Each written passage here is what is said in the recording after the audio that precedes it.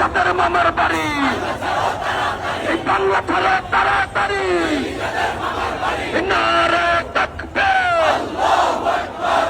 আরে ভাই এরকম হাজারটা ব্যারিকেড 5 তারিখে উড়াইয়া দিছি। আমাদেরকে এই ভয় দেখেন না। আপনারা যে গুলি নিয়ে আসছেন, যে কামান নিয়ে আসছেন, যে বারুদ নিয়ে আসছেন, তা যদি আমাদের বুক ঝাঁঝরা করে দেয় তবু আমরা বলবো ইনকিলাব জিন্দাবাদ মুজিববাদ মুর্দাবাদ নারে তাকবীর আল্লাহু আকবার বিচার বিচার বিচার চাই হাদি হত্যার বিচার চাই। আওয়ামী লীগকে পুনর্বাসন করার যে ইন্ডিয়ার যে এজেন্ডা, সেই এজেন্ডা অলরেডি মাঠে ফিজিবল হয়ে আসতেছে বিএনপির মাধ্যমে। তাহলে আওয়ামী লীগের সাবস্টিটিউট কি বিএনপি হয়ে যাচ্ছে? কয়েনের এপিট ওপিট কি বিএনপি আর আওয়ামী লীগ এক হয়ে যাচ্ছে? কারণ আপনি একটা জিনিস বলেন, একটা ফ্যাসিবাদী শক্তি যার জন্য আপনি 17 বছর আসতে পারেননি, আপনার মা চিকিৎসা হয়নি, আপনার মাকে জেলে নিয়ে যায় পয়জন করা হলো, সেই দলকে যখন ব্যান করা হলো আপনি তো সর্বপ্রথম চিৎকার করে আলহামদুলিল্লাহ বলার কথা। আমি মনে করি পজিটিভ গণভোট, যে কারণে আমি জুলাই সনদকে এবং জুলাই অভ্যুত্থানকে সাংঘাতিকভাবে রেসপেক্ট করি।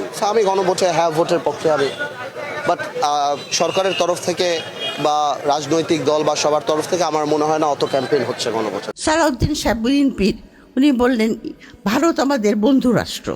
তো আমি ওনাকে বলতে চেয়েছিলাম যে ভাই আপনি পলিটিক্যাল সায়েন্সটা একটু পড়েন, কারণ রাষ্ট্রের কোনো বন্ধু হয় না, রাষ্ট্র কিন্তু কোনো বন্ধু হয় না, রাষ্ট্রের খালি স্বার্থ। রাষ্ট্র আমার স্বার্থ কার সেইটা বুঝিয়ে কেউ আমার শত্রু কেউ আমার বন্ধু। আমার জন্য বন্ধু ফরএভার এরকম কথা পলিটিক্যাল সায়েন্সে নাই, এটা একটা বাজে কথা। শহীদ ওসমান হাদি জুলাই আগস্টের অন্যতম আন্দোলনের মধ্যে অন্যতম সিপাহসালার ছিলেন এবং তিনি নিজে প্রত্যক্ষ করেছিলেন যে কিভাবে এই বিপ্লব সংগঠিত হয়েছে, কিভাবে তাদের উপরে গণহত্যা চালানো হয়েছে, আক্রমণ চালানো হয়েছে। তার যে সাক্ষ্য তিনি তদন্তকারী কর্মকর্তার কাছে দিয়েছিলেন, সেটা যে তিনি নিজে শহীদ হয়ে যাওয়ার কারণে ট্রাইব্যুনালে তার পক্ষে যেহেতু জবানবন্দি দেওয়া আর সম্ভব নয়, আমাদের আইনের 19 ধারায় একটা বিধান রাখা হয়েছে যে যদি কোনো সাক্ষীর এরকম বক্তব্য তদন্তকারী কর্মকর্তার কাছে দেয়া থাকে কিন্তু পরবর্তীতে তার পক্ষে আর কখনো সাক্ষ্য গ্রহণের জন্য আদালতে উপস্থিত হওয়া সম্ভব না হয়, তাহলে আদালত তার সেই বক্তব্যকে সত্য বক্তব্য হিসাবে গ্রহণ করতে পারেন। ওরা আজকে বলছে যে ইনকিলাব মঞ্চ কি? ইনকিলাব মঞ্চ হলো সেই জিনিস, যেই জিনিস আপনাদের চাঁদাবাজি সন্ত্রাস দুর্নীতির যে মসনদ আছে সেটাতে হলো আগুন ধরিয়ে দিয়েছে। সেই জন্য আমরা আমাদের লড়াই চালিয়ে যাব ইনশাআল্লাহ। আমাদের দৈনন্দিন যেই শব্দগুলো আল্লাহ, রাসূল, ইনসাফ, ইনকিলাব, আব্বা, আম্মা, এই শব্দগুলোকে যারা নাই করে দিতে চায়, এরা মূলত আসলে শব্দ নাই করে দিতে চায় না, এরা বাঙালি মুসলমানের যে রাজনীতি, সেই রাজনীতিকে তারা নাই করে দেওয়ার একটা চেষ্টা করে। আসসালামু আলাইকুম, নতুন একটি নিউজে আপনাকে স্বাগতম। দর্শক, ইতিমধ্যে আজকের ভিডিওর সারাংশ দেখে বুঝতে পেরেছেন ওটা কতটুকু গুরুত্বপূর্ণ তথ্যবহুল আলোচনা হতে যাচ্ছে। তাই অনুরোধ থাকবে ভিডিওটি না টেনে ধারাবাহিকভাবে দেখতে থাকুন। আর ইতিমধ্যেই যারা আমাদের চ্যানেলটি সাবস্ক্রাইব করছেন তাদেরকে অসংখ্য ধন্যবাদ। যারা এখনো আমাদের চ্যানেলটি সাবস্ক্রাইব করেনি, চ্যানেলটি সাবস্ক্রাইব করে ভিডিওতে একটি লাইক দিয়ে চলুন দেখে আসি আজকের ভিডিওর বিস্তারিত। এত সহজে ভুলা গেলেন হাদিকে, হাদির ইনকলাব মঞ্চকে। ইনকলাব মঞ্চের কি হবে? শুধু মঞ্চ থাকুক, ইনকলাবটা ফেলে দিতে হবে, তাই না? আপনার কথা অনুযায়ী এইসব নিয়ে ঘাটাঘাটির করার কি দরকার বলেন? দরকার আছে? দরকার নাই। 21 ফেব্রুয়ারি বাংলা না ইংরেজিতে বলেন আপনি? 8ই ফাল্গুন বলি না তো? 8ই ফাল্গুন বলা উচিত তো, কিন্তু আমরা বলি না। 21 ফেব্রুয়ারি। এই যে আমি বসে রয়েছি, এটা কি চেয়ার? এটা কি বাংলা? এখন বলতে হবে কেদারাতে বসে আছি, কেদারা। এগুলা নিয়ে টানাটানি করা উচিত না। এগুলাতে কি ইঙ্গিত করে জানেন? ওইটাই ইঙ্গিত করে, ওই যে আপনারা যে শপথ নেন নাই, কেন নেন নাই, ওইটাই প্রকাশ পাচ্ছে। মাননীয় মন্ত্রী টুকুর সাহেব এর আগে একটা কথা বলছিল, আপনাদের মনে আছে কিনা, যে সরকারে আমরা আসলে মার্শাল্লাহ জারি করুন, এরকম একটা কথা উনি বলছিল। মানে মিলিটারি দিয়া শাসন কইরা দেশ চালাবে, কারণ মব জাস্টিস হয়, এগুলাকে দাবাইতে হইলে দেশে মার্শাল্লাহ লাগবে, এরকম একটা কথা মনে হয় বলছিল। যাই হোক, এটা আমার প্রমাণ নাই, কারণ ওই ফটো কার্ডের মধ্যে দেখছি। আজকাল তো জানেন ওই ফটো কার্ডের মধ্যে ভেজাল বাইরে গেছে, কোনটা সত্য কোনটা মিথ্যা বোঝা মুশকিল। আসলেই এমন একটা অবস্থা হয়ে গেছে না, জানেন, মানুষ কোনটা এআই দিয়ে বানানো, কোনটা মানুষের তৈরি, কোনোটাই বুঝতে পারতেছেন না। এতে একটা সুবিধা হয়েছে কি জানেন, কেউ কোনো আকাম কইরা ধরা খাইলে বলবে ওইটা এআই দিয়ে তৈরি, এটা আমার না, বইলা পার হয়ে যাবে। অর্ধেক লোক বিশ্বাস করবে, অর্ধেক লোক বিশ্বাস করবে না। যাই হোক, অর্ধেক অর্ধেক আর ভাগ করতে চাই না দেশটাকে, সবাই এক হইতে চাই। কিন্তু কিভাবে এক হব? আমরা এই ভাষা নিয়ে এই সময় এই কথা কেন বলতেছি?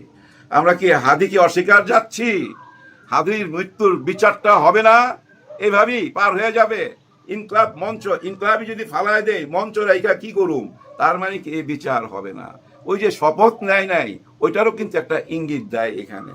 কারণ শপথ নেওয়ার পক্ষে কারা কারা শপথ চায়, কেন শপথ চায়? জুলাইয়ের কারণেই তো শপথটা চায়। আর এই জুলাই কিভাবে হয়েছিল? ইনকলাব জিন্দাবাদ বলেই তো হয়েছিল, তাই না? এটা মাইনা নিতে অসুবিধা কি? ও এখানে আরেকটা ব্যাপার আছে ভাই, সত্যিটা বলতে হবে। এই ইনকলাব জিন্দাবাদ কথাটা কোত্থেকে আসছে জানেন? প্রথম আমাদের পিনাকি ভট্টাচার্য, হ্যাঁ পিনাকি ভাই কিন্তু ইনকলাব জিন্দাবাদ প্রত্যেকটা ভিডিওর এন্ডে বলে। ওইখান থেকেই কিন্তু আবার ওই ইনকলাব মঞ্চ, আবার ওইখান থেকেই কিন্তু জুলাই গণ অভ্যুত্থানে এই ইনকলাব জিন্দাবাদ আমরা স্লোগান দিতাম। ব্যাপারটা কিন্তু অনেক গভীরে শিকড়ে। তার মানে কি, ওই পিনাকি ভট্টাচার্য উনি যেহেতু এখন বিএনপির পক্ষে কথা বলে না, বিএনপির অনেক সমালোচনা করে, ভুল ধরে, এর জন্যই কি ইনকলাব জিন্দাবাদ মানে ইনকলাব কথাটাকে সেন্সর কইরা ফালায় দিতে চাইতেছে। বাংলা ভাষাকে বুকে ধারণ করার জন্য ইনকলাব ফেলে দিতে হবে। এখন এই বাংলা ভাষাকে বুকে কিভাবে ধারণ করবেন? পাহাড়ি অঞ্চলে চলে যান, ওইখানে তো ওরা বাংলা কথা কয় না ভাই, হ্যাঁ বাংলা কথা কয় না। আমাদের এই এলাকাতে আমি দেখছি অনেক আছে, এই যে ময়মনসিংহ থেকে আসছে, ওদেরকে বাংলা কইতে শুনি না, নিজেরা জানি কি বলে, আমি তো বুঝি না। হ্যাঁ বিদেশি ভাষা মনে হয়। তার মানে কি ওনারা কি বিদেশি? না, ওনারা বাংলাদেশি। বাংলাদেশের ভিতরে অনেক রকম ভাষা আছে। আমার মা তো ঠিক মতো শুদ্ধ কথা বুঝতো না, পুরা নোয়াখাইলা ছিল, তাইলে আমার মা কি বাঙালি ছিল না? এগুলা বুঝতে হবে। এগুলা নিয়ে বিতর্ক কইরা আমাদের মনের মধ্যে সন্দেহ ঢুকাই দিতেছেন। কোন সন্দেহটা জানেন? ওই যে আমরা হ্যাঁ ভোট দিছি, 4,80,00,000 মানুষ আমরা হ্যাঁ ভোট দিছি, আমাদের কোনো রায় পাইলাম না, তো ফলাফল কি আমাদের কিচ্ছু তো জানলাম না। আমরা যে ভোটটা দিলাম সে ভোটটা কোথায় গেল? আমাদের আরেকটা ভোটে আপনারা পাওয়ারে চলে গেলেন, ক্ষমতায় চলে গেলেন, সংসদে চলে যাইতেছেন, এর মধ্যে যাওয়া ঘোষণা হয়ে গেছে। কিন্তু আমাদের হ্যাঁ না ভোটের কি হবে? আমরা যারা 4,80,00,000 মানুষ হ্যাঁ পক্ষে ভোট দিছি তাদের কি হবে? আমরা তো একটা নতুন বাংলাদেশের স্বপ্ন দেখছিলাম। ইনকলাব জিন্দাবাদ নিয়ে চুলকানি কেন থাকবে আমার মাথায় আসে না। আজাদি কেন বলা যাবে না? গোলামি কেন বলা যাবে না? মজলুম কেন বলা যাবে না? ইনসাফ কেন বলা যাবে না? আমার মাথায় আসে না। এগুলা বইলা ওই যে দুইটা ভাগ কইরা দিতেছেন, অশান্তি সৃষ্টি করতেছেন।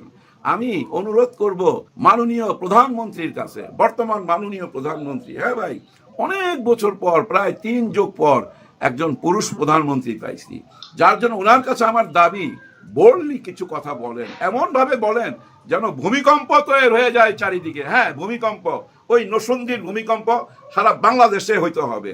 আপনার এমপিদেরকে ডাইকা ক্লোজ ডোরে বসেন, আবার বসেন, একবার বসছেন আপনি, এটা শোনা গেছে, আপনার এমপিদের মুখেই শুনছি যে আপনি ডাইকা সবাইকে শাসন করছেন, বুঝাই দিচ্ছেন এবং এই কথা বলছেন কেউ গাড়ি নিতে পারবে না, জায়গা জমি নিতে পারবে না, সরকারি সুযোগ সুবিধা নিতে পারবে না, কারো এলাকায় কোনো গন্ডগোল শুনলে, চাঁদাবাজির কথা শুনলে আমি কিন্তু বরদাস্ত করব না, এই কথাগুলো আপনি বলছেন। এবং ওই ক্লোজ ডোরের এই কথাগুলো বাইরে ফাঁস হয়েছে, শুনে ভালো লাগছে।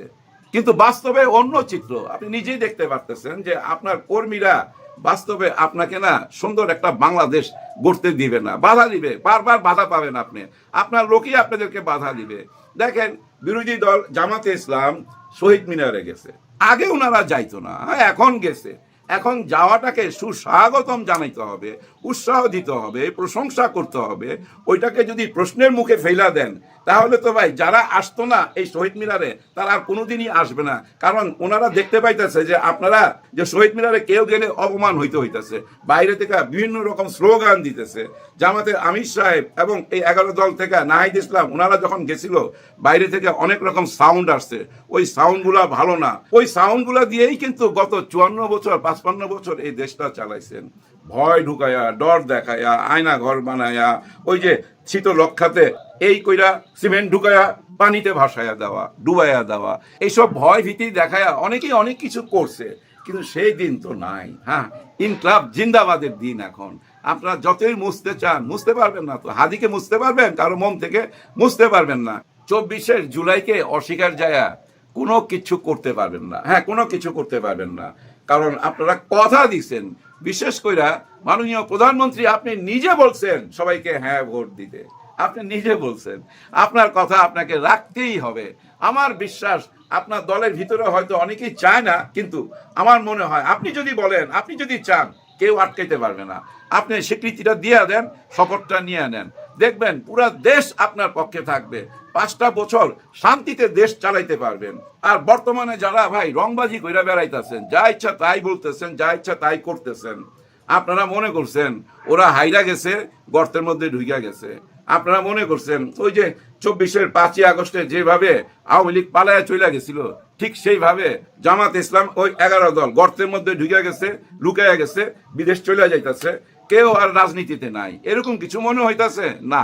ভুল ধারণা, ভুলা যান কেন? এটা রোজার মাস, সংযমের মাস, হ্যাঁ, এটা ইবাদতের মাস, এটা ভুলা গেলে হবে? সংযমের মাসে যতই আঙ্গুলি করেন, যতই পায়ে পাড়া দেন না কেন, কোন রকম জবাব দিবে না, চুপ, একদম চুপ। এই সংযমের মাসে, রোজার মাসে ওনারা চুপ থাকবে, আর ওই সুযোগটা আপনারা নিচ্ছেন। আপনারাও জানেন যে এরা ইসলামিক মাইন্ডে রোজা নামাজ করে, এরা কোনোদিন এখন রাস্তায় নামবে না। এই ফাঁকে আপনারা যা ইচ্ছা তাই কইরা বেড়াইতেছেন না। বিজয় মিছিল তো করেন নাই, এখন খন্ড খন্ড বিজয় মিছিল করতেছেন, উৎসব করতেছেন, মানুষকে অপমান কইরা, কারো মাথায় বাড়ি দিয়া, কারো ঘরের মধ্যে ঢুইকা কেন ভোট দিছিলি। হ্যাঁ, অনেক ভিডিও চারিদিকে ছড়ায় গেছে, শুধু জামাত ইসলামকে ভোট দিছে এই একটা কারণে আপনারা তাদের উপরে অত্যাচার করতেছেন। তবে আমি মনে করি এই রোজার মাস, সংযমের মাস, একটু সবুর ধরেন। আল্লাহ রসুলের দোহাই লাগে, দেশটাকে আর অস্থির করেন না। একটা নতুন সরকার আসছে, তাকে কাজ করার সুযোগ করে দেন। আপনারা নিজেরাই তো নিজেদের বাধা, একদম নিজেরাই নিজেদের বাধা, আপনারা নিজেরাই নিজেদেরকে ডুবাবেন। এই ধরনের কর্মী যদি মুখ বন্ধ না করেন, তাহলে নিজেরাই ডুবা যাবেন। এই ধরনের মেয়েরা যদি কারো পক্ষে কথা বলে, তারা ডুবা যাবে তো ভাই। এই ধরনের মেয়েরা যদি কারো বিপক্ষে কথা বলে, মানুষ খুশি হবে। কারণ কি, এদেরকে মানুষ পছন্দ করে না।